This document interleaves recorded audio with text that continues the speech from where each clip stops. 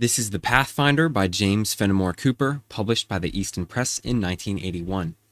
This book is about the rugged frontier in the mid-1700s. It's got a bit of romance mixed in there as well, and it's sort of about adventure and exploration, things of that nature.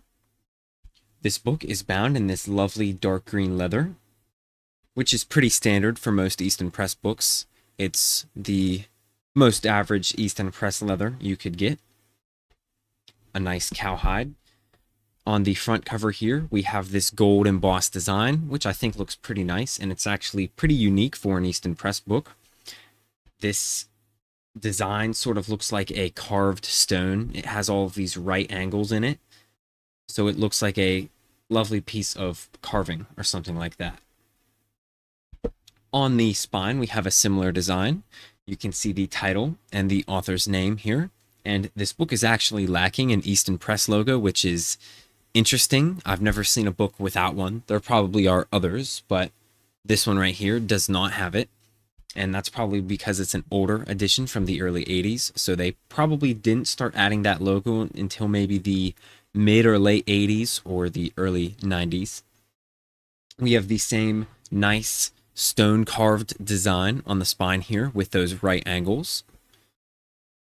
And of course, there are these fake spine hubs to give the book a little bit more depth on the shelf. The back cover is the exact same as the front. The page edges are gilded, although I'm not sure if it's supposed to be gold or silver. As you can see, it looks very silvery in the light, so maybe it is intentionally supposed to look like silver, or maybe it's just a very poor, cheap gilding.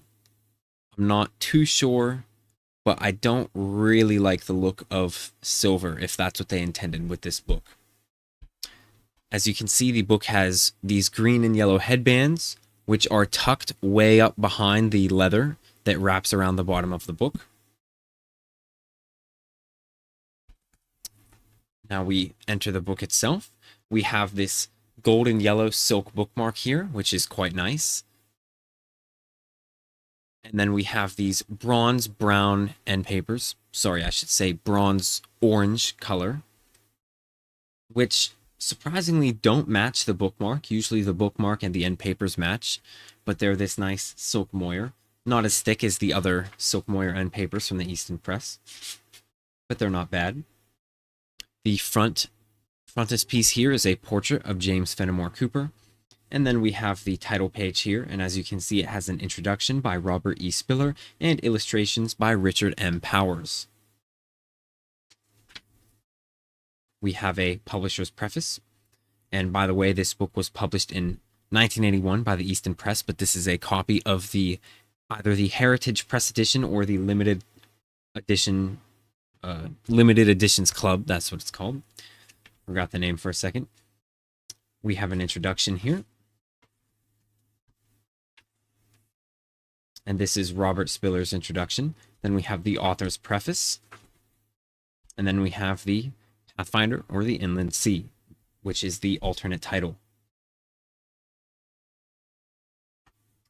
There are few illustrations in this book, and unfortunately there are no second colors of ink besides in the illustrations themselves.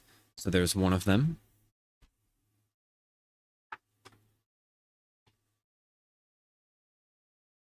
Here's one of the two-page spreads.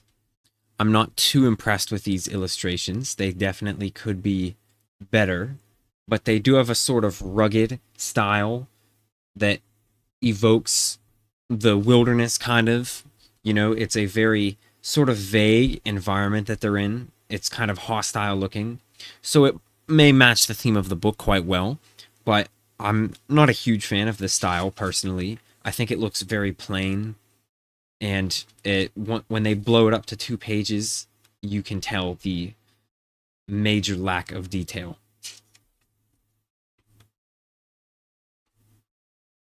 The paper itself is pretty standard for Easton Press paper, although it's a bit, maybe just a tad bit thinner than it usually is. And it's also not acid-free, neutral pH paper. It's started to yellow here. And that's pretty typical of these older Easton Press books. They're made on nicer paper, but not acid-free paper, which is unfortunate, so they do yellow. This one has not yellowed as poorly as others, but it still has yellowed. We have this other illustration here. It is quite odd how the illustrations are done in this sort of grimy, dark green ink, but it does match the binding of the book. And once again, it sort of fits with that wilderness theme, using that dark green, similar to the color of foliage and stuff. As you can see, there's basically no detail except for the man himself in the picture and the rifle he's holding. It's just these weird green blocks that surround him, which I don't think really look good at all. But some people may find interest in them. Here's another one.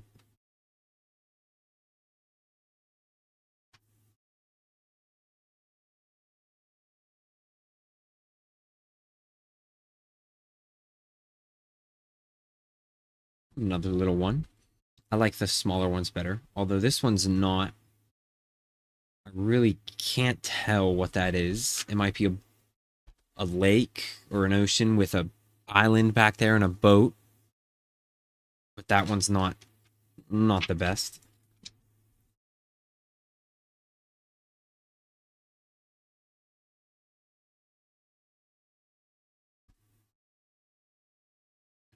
Now, this book is very, how do I put it? It's not the most widely popular book. So this may be the best edition of it that you can get, and these may be some of the only illustrations that have been made for this book. Although there are probably others. This is part of their 100 Greatest Books series. This one is very dark and hard to make out.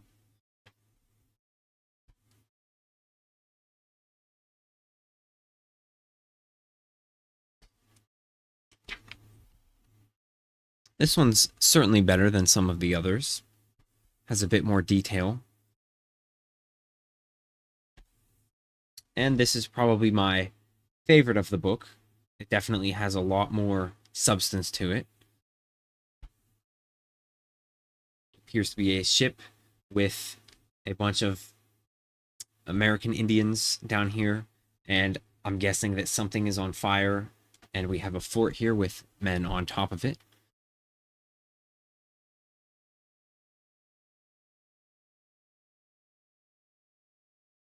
And this right here is the final illustration of the novel.